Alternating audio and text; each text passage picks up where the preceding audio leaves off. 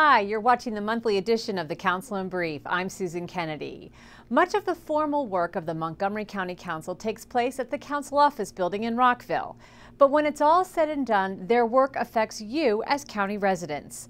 Join me as I take a close look at some of the interesting things that have been happening here at 100 Maryland Avenue, starting with Councilmember George Leventhal's advocacy for the Montgomery Cares program. If you live in Montgomery County and you don't have health insurance, you can get good basic health care at any clinic funded by Montgomery Cares. These clinics offer primary health care services at little or no cost to people who qualify.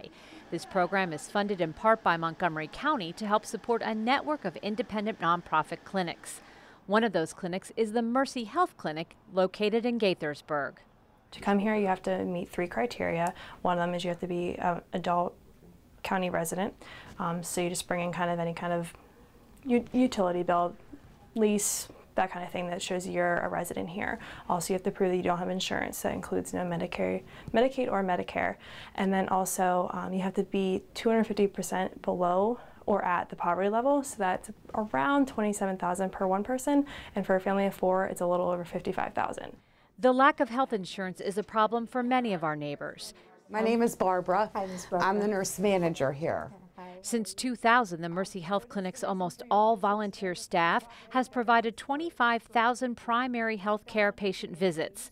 Clinic operations have expanded to 4 days a week. Are you going to need medication today? Yes, please. The range of services has also grown and includes a comprehensive pharmacy program. This is the University of Maryland College Pharmacy. They do medication management, trying to teach our patients about everything, really explaining the process to our patients. That way they're educated about their meds in conjunction with their eating and exercising habits. There are also specialty clinics and health education classes. And this is where we hold our lifestyle education and diabetes classes. They're led by a nutritionist. They'll come in and not really know how to take care of themselves, not know what they're supposed to eat, how they're supposed to exercise, how they're supposed to manage their meds. So we try to give them kind of like a full scope of things to teach them how to really take care of their disease. There's also stories where someone came in thinking they had a sinus infection and ended up being breast cancer, that we actually got that woman's lump removed and chemo and surgery, everything donated. So she was able to get the care she needed, and just because she couldn't pay for it didn't impede her lifestyle afterwards. So basically what you're saying is this clinic is responsible for saving lives. Oh, definitely, yeah. 2 of those lives belong to Nina Beccaneri and her son Arthur, who suffers from a range of mental health issues. After years of trying to get help, they came to Mercy Clinic. That's when Nina Beccaneri says Arthur began to get his life in order and she regained her sanity.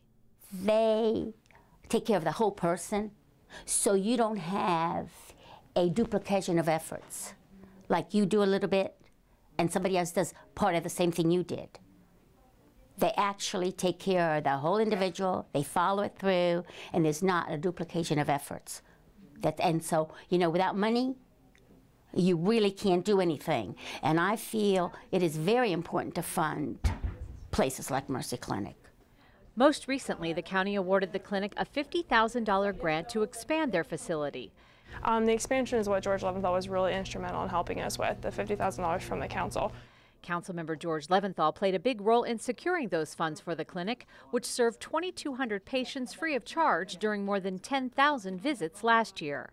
George has been instrumental in the Montgomery Cares clinics, all of them, and he's one of our favorite people here. You know, we call him the grandfather of the clinic.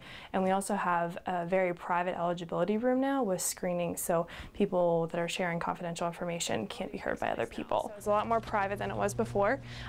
Patients can talk in the barriers and without being worried about sharing confidential information. The expansion eased the workday for doctors and nurses, but also was needed to accommodate a growing number of uninsured patients, a trend seen in clinics across the county. The clinic also provides translation services for patients who don't speak English. Those folks make up the majority of the clientele at Mercy. We are a very Spanish-based clinic, but we are able to use our translators as much as possible. No, no hay problema. Nosotros tenemos que tener la paciencia. Sí. Okay, gracias. Okay. I was talking to her about her clinical breast exam that she was doing here at the clinic. We also have translation line, which is these phones right here, and it has a really large list of languages you can actually reach, so you just basically talk to them through the language line, and that way there's no language barrier if for some reason we don't have live translation available. So that way, no matter what language they speak, that we can still help them, because that shouldn't really be a barrier to good health care. And it's that trust that Nina and Arthur found at the Mercy Clinic that was key to his recovery. And I'll never forget, my son said to the doctor, "Okay, doctor, if you stick with me, I will stick with you." You know, he was glowing when he came, and he was happy to come. And you can ask some of the nurses here, like, I mean, they were on first name, they liked him. "Oh, hi, how are you?" And he kept saying, "Mom, they don't make me feel inferior. They don't judge me. They like me." They're like, I says, "Well, Arthur, they're trying to help you. They're trying to help you." It just made a difference in the world that he had that, you know, that person touch, the personal touch. And it makes a difference in his interaction with people. He misses it a lot. Come by. All right, I will. Thank you. Yes. Oh, that was so nice. Yeah. Oh, yeah. In response to concerns from residents in the disabled community, Councilmember Nancy Florine took the step to craft legislation that would ban the use of pavers and walkways in certain areas. As you'll see in this next story, this is one more step towards inclusiveness in Montgomery County. To many residents and visitors to downtown Bethesda, the brick sidewalks are charming and attractive. But to Cindy Buddington and others in the disabled community, they are dangerous. I slide forward in my chair, so it makes it harder to sit.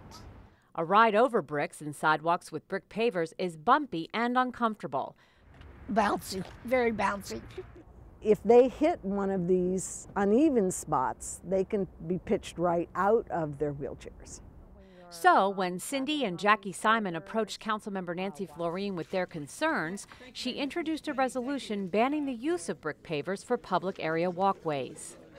Nancy is a person that when she is presented with a problem and you have a solution, or you think you have a solution, she's willing to really listen to that.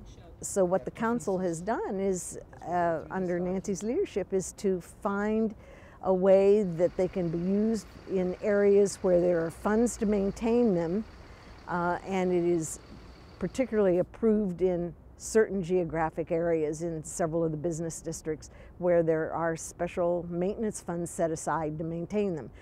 Under the legislation, backed by the majority of the council, bricks could be used as decorative borders for already approved projects. That's where it was a big help with Nancy Florine to get involved and to help us to solve this. The initiative stoked debate that pits aesthetics against safety. Similar conversations have taken place in communities like Arlington, Virginia, and Boston, Massachusetts. Both Simon and Buddington say the bricks are not only dangerous to those with limited mobility, but women with high heels, folks with walkers. What kind of problems do you run into on the cobblestones? Would you like to take my walker and try it? And people pushing strollers are affected by them as well. The ones with the dome tops are particularly difficult. They are pretty. I don't think anybody disputes that, but they just pose great difficulties for a lot of people. And some of the pictures showed how these pavers sort of come dislodged. I think the heave and thaw that comes from the winter time, that will dislodge them, particularly if they're not set properly. Now, do your arms maybe get a little sore from, having to really grip hard when you're going over these? The lady who's walking with me on the walker was saying that going over the bumpiness, she can feel it all the way up her arms. You can see the wheels bouncing. I usually think that if it works for a person with a disability, a wheelchair user, that is going to help everybody in the public. I mean, I've heard people that are non-disabled, talk about the bricks, pavers, how they've stumbled on them, fallen, broken something, how they don't like them. It doesn't always just affect the disability community. The County Department of Transportation has reported that brick paver surfaces are more difficult and costly to maintain than concrete or asphalt surfaces. In the end, both Simon and Buddington just wanted their friends in the disabled community to be able to go where others go without barriers. Until we made standards, that would work for everybody. If people just put in any pattern, any size brick, any design, there would be people that could not get around. So now we have to look at our environment differently. We want people in the community. We want inclusion. So to get that, what do we have to change in our environment to achieve it? So, in the end, this resolution not only ensures safe passages for residents, but is one more step in creating inclusiveness in Montgomery County. The agricultural reserve here in Montgomery County is some of the most pristine countryside you'll see anywhere. Council members are fully aware of its value to the quality of life here and are committed to protecting it. The most recent issue affecting the Ag Reserve was taken on by Tacoma Park resident and at-large member of the council, Mark Elrich.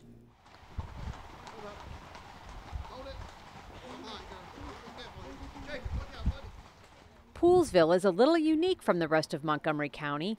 Fox hunts on a Thursday afternoon are part of the regular scenery here, so you can imagine when the proposal for a recreational airstrip was announced, the hair on the backs of Poolsville residents stood straight up. We're talking 300 feet from the nearest house and mere few feet to an equestrian training facility. So there were some security issues, some safety issues, some quality of life issues that were involved. The property owner had been trying to get approval of the airstrip since 2006. He received the okay from the FAA, but getting approval from the county was a different story.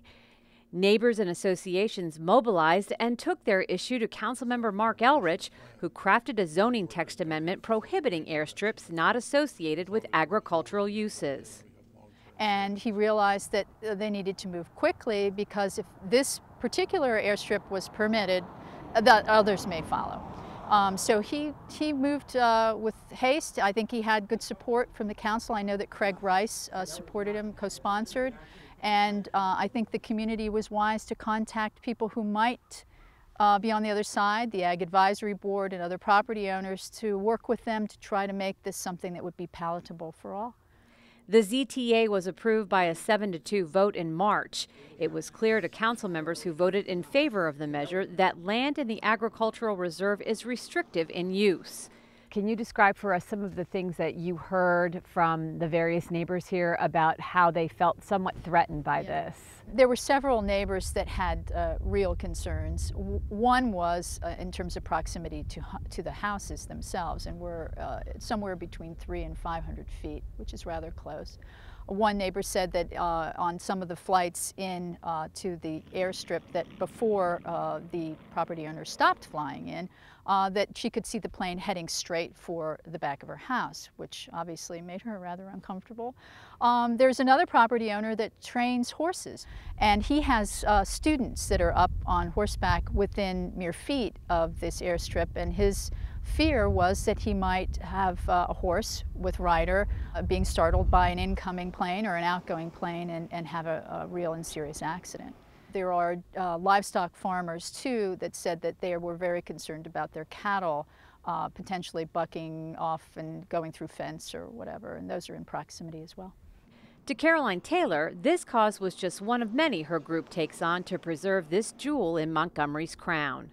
MCA viewed this not just as case-specific, but as emblematic of the struggles that we have to keep uses in balance in the reserve, so that we promote quality of life for those residents, we promote agriculture as the primary use, but we also balance the desire for other uses as well. Well, that wraps up this month's look at what's been going on here at 100 Maryland Avenue. We'll be back again with more behind-the-scenes work of your council. I'm Susan Kennedy. Thanks for watching.